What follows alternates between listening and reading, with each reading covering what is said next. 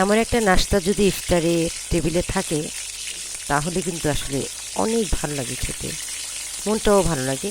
আর দেখতে যখন কোনো ইফতার অনেক চমকপ্রদ হয় তখন সেটা খেতেও ভীষণ ভালো লাগে। কিন্তু রোজা রেখে এমন ঝামেলাকর ইফতারি বানাতে কিন্তু আসলে খুবই কষ্ট লাগে।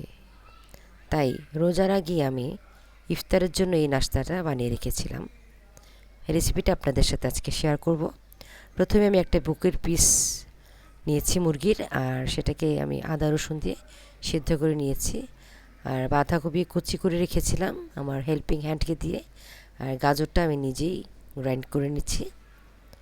আমি কাটারের মধ্যে গাজর আর বাঁধাকপি এই দুটো দিয়ে আজকে আমার এই নাস্তাটা বানাবো, আর সাথে আছে চিকেন। তো এই নাস্তাটা ভীষণ টেস্টি হয়, আমার কাছে ভীষণ টেস্টি লাগে এবং আমি আশা করি সবার কাছে এটা ভীষণ টেস্টি লাগবে।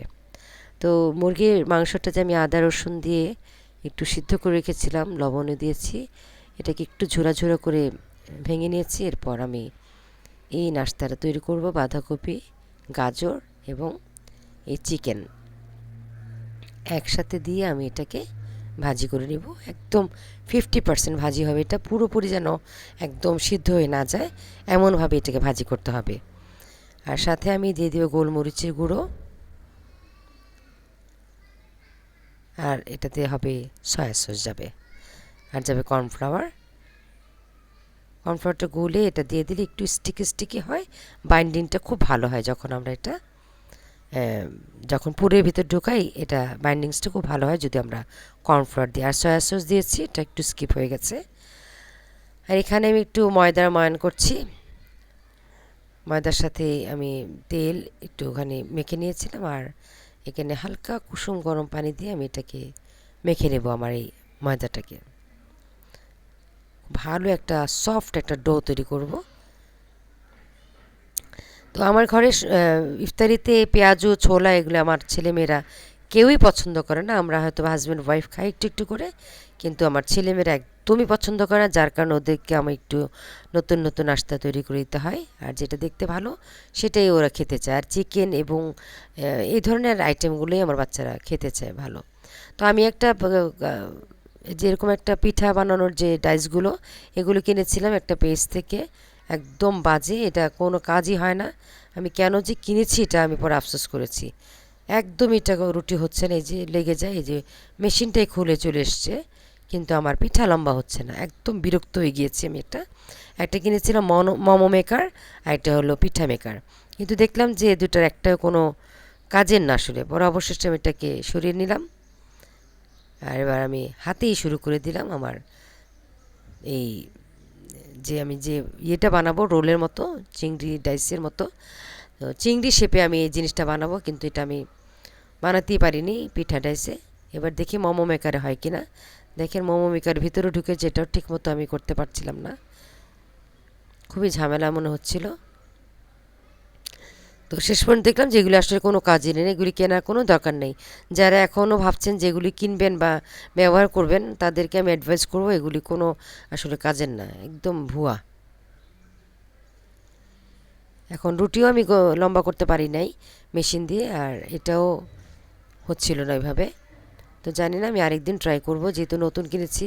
এমনও হতে পারে যে আমার ব্যবহারে ভুল ছিল, তো আমি আরেকদিনও ট্রাই করব। সবাই ঘুমাচ্ছে খেয়ে দে, আমি একা বসে বসে কাজ করতে করতে চলে গিয়েছি কোমায়। মানে এত টায়ার্ড লাগছিল, রোজা রেখেও এগুলি করতে খুব কষ্ট লাগে। আবার এখন সন্ধ্যাতে রান্না করেছি, সেহরি রান্না করেছি, এরপরে বসেছি এর পরের দিনে ইফতারের জন্য এই আইটেমটা বানাতে বসেছি। তো রাত ছাড়া আসলে উপায় নেই, আমাদের ছেলেমেয়েরা অনেক ডিস্টার্ব করে সারাক্ষণ, বিভিন্ন ধরনের অর্ডার ওদের শুনতে শুনতে আসলে আমরা রীতিমতো পাগল প্রায়। তো এই জন্য আমি রাত্রেই বসেছি, অনেক রাত এখন, জাস্ট আমি 12টার সময় বসেছি এই এই পিঠাগুলো বানানোর জন্য। ছোটো ছোটো রুটি বানিয়ে আমি একটা রোল বানাচ্ছি। আমি বিভিন্ন ডাইসে এটা তৈরি করব। তো আমার ছেলেমেয়ে যেহেতু পছন্দ করে, তার বাচ্চাদের পছন্দিত মারা বেশি প্রেফার করে, যতই কষ্ট হোক না কেন আমরা কিন্তু মায়েরা এটা স্যাক্রিফাইস করি। তো ভালো মতো মাটির মধ্যে ভালো মতো বসে আমি এই কাজটা করছি। আমি টেবিলে দাঁড়িয়ে দাঁড়িয়ে বেশিক্ষণ কাজ করতে পারি না, আমার পায়ে ভীষণ ব্যথা, যার কারণে আমি সুন্দরভাবে মাটিতে বসে টিভি দেখতে দেখতে আমার এই কাজগুলো আমি সেরে ফেলছি। তো এখান দিয়ে আমার ছোট ছোট বিল্লি বেবিগুলোও আমাকে ডিস্টার্ব করছে, ওরা আমার কোলে এসে বসতে চায়। যখনই আমাকে বসতে দেখে তখনই ওরা আমার কোলে এসে বসে যায়। তো কী করবো ওদেরকে, আল্লাহর সৃষ্টি, ওদেরকে তো আসলে তাড়াতে পারি না। তো যাই হোক, আমার অবশেষে বিভিন্ন সাইজে আমি এই পুরগুলি বানিয়েছি, আমার এই রোলগুলি বানিয়েছি। এটা রোল বলবো না কি বলবো আমি আসলে নামটা জানি না। এখন রাত 2:45 বাজে। তো আমার এই নাস্তাগুলি বানানো শেষ। ইফতারি আইটেম বা নাস্তার আইটেম যে কোনো আইটেম বলেন, অবশেষে ইফতারের সময় এটা ভাজলাম। অনেক সুন্দর হয়েছে দেখতে। আর আমার চিংড়ির এই ডাইসগুলি বেশি পছন্দ, এই শেপটা বেশি পছন্দ আমার। আর বাচ্চারাও দেখলাম যে এই চিংড়ি শেপটা যখন দিই এটাই বেশি খেতে চায় ওরা অন্যান্য শেপের থেকে। আসলে দেখেন যে একই জিনিস, ভিতরে পুর বা খাওয়ার টেস্ট একই, কিন্তু ডাইসের কারণে বা শেপের কারণে বাচ্চাদের রুচির কতটা চেঞ্জ হয়, এটা আসলে যে বানায় সে বোঝে যে একটা সামান্য একটা শেপের কারণে বাচ্চাদের আগ্রহ কতটা কমে বা বাড়ে। যখন আমি চিংড়ি শেপটা দিই তখন তারা খুবই আগ্রহ নিয়ে খায়। এই হলো ফাইনাল লুক। অসম্ভব মজা, এটা ইফতারিতে যেমন মজা, ঠিক তেমনি বিকেলের নাস্তায়ও অসম্ভব চমৎকার একটা রেসিপি। ভালো লাগলে লাইক, কমেন্টস এবং শেয়ার করে আমাকে উৎসাহিত করবেন। আর সবাই ভালো থাকবেন। শুভ রমজান। আল্লাহ হাফিজ।